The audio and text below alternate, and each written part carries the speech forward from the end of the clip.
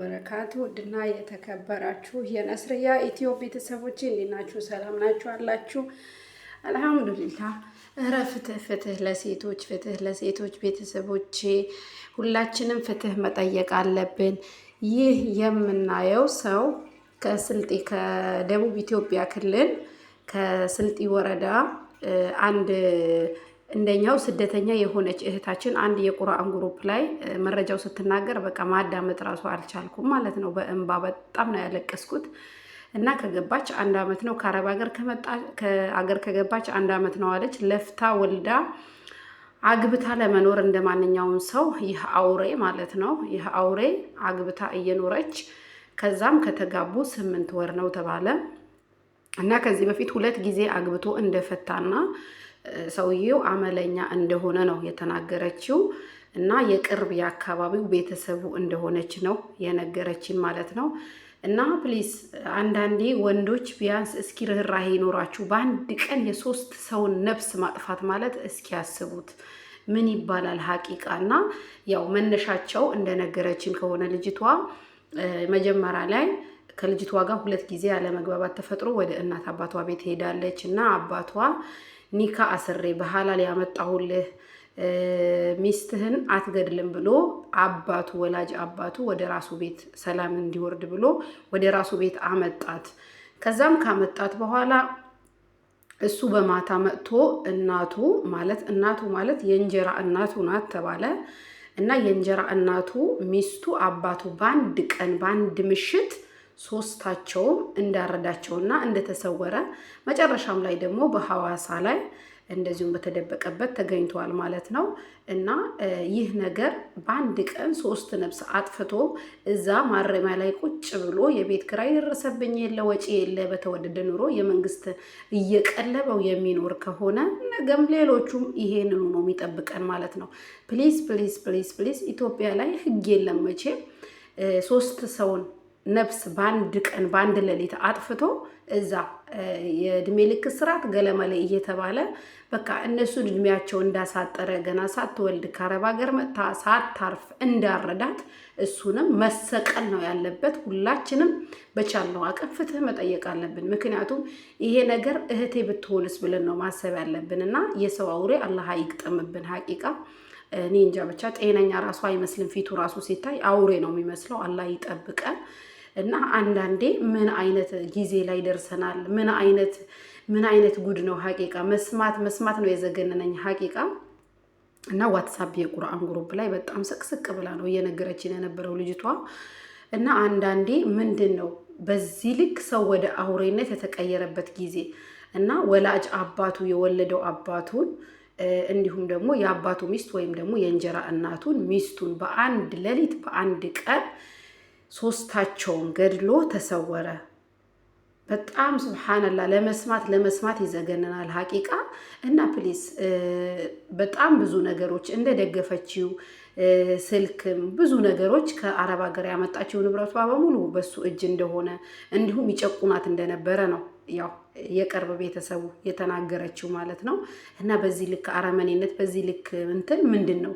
እና ፕሊስ በተለይ ባለትዳር ሆናችሁ በእናንተ ላይ ዛቻ በእናንተ ላይ ያልሆነ ነገር የሚናገሩ ወንዶች ሀቂቃ እስከሚገድሏችሁ መጠበቅ የለባችሁም እንዴ? በቃ ማይለወጥ ከሆነ የብቻ እኮ መኖር ይቻላል። እና በጣም ከባድ ነው ወላሂ። በጣም ነው ያለቀስኩት ራሴን እስከሚያመኝ። የሰው ልጅ በዚህ ልክ አውሬ የሆነበት ጊዜ ማለት ነው። እና ገና የ8 ወር ሙሽራ ማለት ነው። የ8 ወር ሙሽራ ከስደት ከድካም ከዚች ከመንከራተት ገና አገሯ ከገባች 1 አመት። እና በጣም ያሳፍራል። በጣም ሀገራችን እኔ ምን አይነት ጭራቅ እንደገባብን ግራ ያጋባል። በተለይ የሴቶች ጥቃት በጣም ከቀን ወደ ቀን እየጨመረ እየሰፋ ምክንያቱም በቂ እርምጃ ስለማይወሰድ ማለት ነው። ባንዱ በቂ እርምጃ ቢወሰድና በቃ የእድሜ ልክ እስራት ሳይሆን በቃ የሞት ፍርድ ለምሳሌ በቃ አደባባይ ላይ አንድ ወንድ በእንደዚህ በሚስቱ ላይ በሰው ላይ በህይወት በቃ በነፍስ አጥፊነት እንትን ሲል ህግ ኖሮ አገራችን ህግ ኖሮ በቃ እሱም ያጠፋውን ነፍስ ራሱም እንዲሰቀል ቢደረግ ይሄ ነገር አይደጋገምም፣ እርግጠኛ ነኝ። ግን ይሄ ነገር አሁን ላይ እንደ ልምድ እንደ ኖርማል ነገር እየሄደ ነው። ሀቂቃ ይዘገንናል። እንዴት የ8 ወር ሙሽራን አርዶ ወላጅ አባቱን አርዶ እንዴት የመንግስት እንጀራ እንዲበላ ይፈቀድለታል? እውነት ሀገራችን ላይ ህግ የለም ማለት ይቻላል። ህግ ቢኖር መቼም በዚህ ልክ አረመኔ ሰውን መንግስት አስቀምጦ መቀለም ማለት ያሳዝናል። በጣም በጣም ያሳዝናል። እና እናቱንም ደግሞ ከነሱ ጋር ብትኖር ያርድ ነበረ።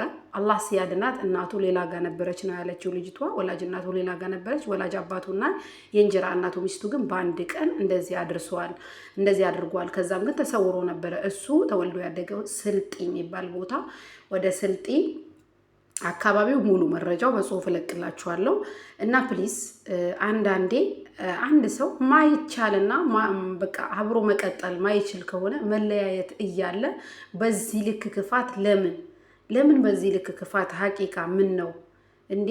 በዚህ ልክ በሴት ልጅ እንዴ ቢያንስ እኮ እናቴ ብትሆን ብሎ ማሰብ። ለነገሩ ወላጅ አባቱ ያረደ ለሚስቱ ምን ይገርማል? እና ሀቂቃ ኢትዮጵያ ላይ የመጣብንን ሰይጣን አላህ እሱ ያብርደው። አንዳንዴ ግን ለመታገስ እንሞክር። አንዴ የሞት እገድልሻለሁ ወይም የሆነ ነገር ልሻለሁ ብሎ የዛተብሽን ባሌ ብለሽ ህይወትሽን እስከሚያጠፋ ድረስ ይሄ ነገር በጣም ተደጋገመ። ሀቂቃ ማለት ነው።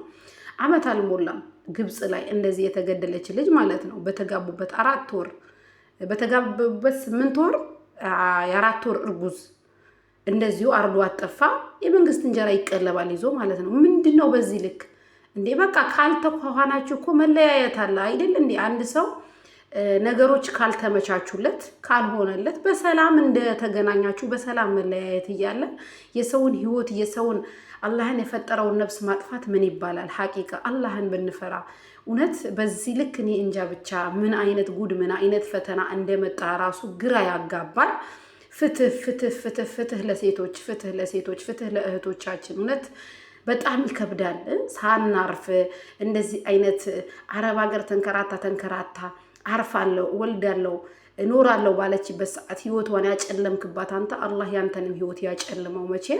መቼም የሰውን ደም በዚህ ልክ የወለደህ አባትህን እናትህ ሚስትህ በአንድ ቀን የ3 ነፍስ በልተህ መቼም አላህ አይወፍቅህም። እና ፕሊስ እንደገና አያፍርም ደግሞ ጠፍቶ ተሰውሮ ማለት ነው። ግን አልহামዱሊላህ ተገኝቷል። ያው ህጋችን ባይረባም ፍትህ ባይኖርም ያው የመንግስት እንጀራ ይቀለባል። እሱም ይሄ ፈልጎ ይሆናል። በአንድ ቀን 3 ሰው መግደል ማለት ሀቂቃ ይዘገንናል፣ በጣም ይዘገንናል። እኔ ሪከርዷ ራሱ ለመስማት እንዴት በቃ እንዳቅለሸለሸኝ። ምክንያቱም በዚህ ልክ ሰው አረመኔ እንግዲህ አብሮት እየኖረች ተሞሽራ ተጋብተው ባሌ ብላ አውሬ ሆኖ ሲገኝ በጣም ይከብዳል። እና አለመግባባት እኮ አላህ Subhanahu Wa Ta'ala እኮ በቃ ማትችሉ አብራችሁ ማትችሉ መኖር መቀጠል ማትችሉ ከሆነ እኮ በሰላም መለያየት ትልቅ ነገር ነው። እና ሴት እህቶቼ ፕሊዝ ፕሊዝ ፕሊዝ እንደዚህ አይነት አውሬ ወንዶችን ለልጄ ስል ነው ለገለመሌ ስል ነው ልጅም ለራሱ ነው ወላሂ ያኔ በትዳራችሁ ደስተኛ ያልሆናችሁ እንደዚህ አይነት ስጋት ውስጥ ሆናችሁ ለልጄ ስለምትኖሩ እህቶች ለልጆቻችሁ እኮ በርቀት ሆናችሁ ብትኖሩላቸው ነው የሚበልጠው። ሀቂቃ ማለት ነው እንዴ ከመሞት መሰንበት የሚባል ነገር አለ። ወላሂ ነው የምላችሁ። ማይቻል ነገርና ማይሆን ነገር ከሆነ እኮ ግዴታ አይደለም እንዴ አንድ ሰው አስገድዶ መኖር እኮ አይቻልም። ስለዚህ ያለ ፍላጎቱ ተጨናችሁት የምትኖሩበት ትዳር ከሆነ ያው መለያየት ባይፈቀድም ግን ህይወት እስከ መጥፋት ድረስ ደግሞ ምንድነው በዚህ ልክ በርቀት ሆናችሁ ለልጆቻችሁ ብትኖሩላቸው። እናቴ ሞተች ከሚል እናቴ አለች ቢል ይሻላል። ማይቻቻሉበትና ማይጣጣሙበት ማይኮንበት ትዳር እኮ ወላሂ ቢቀር ይሻላል እንዴ። አሁን እቺ ልጅ ለፍታ ሰርታ ያላት ጠቅለላ አገሯ ገብታ እንደ ሰው ተሞሽራ አግብታ በየ8 ወር ሙሽራ ይሄኔ ወይ እርጉዝ ትሆናለች አላሁ አለም። እሱን በጣም ልጅቷ በጣም ቴንሽን ሆና መናገር አልቻለችም። እያለቀሰች ስትነግረን እኔ ራሱ ማዳመጥ አልቻልኩም ማለት ነው።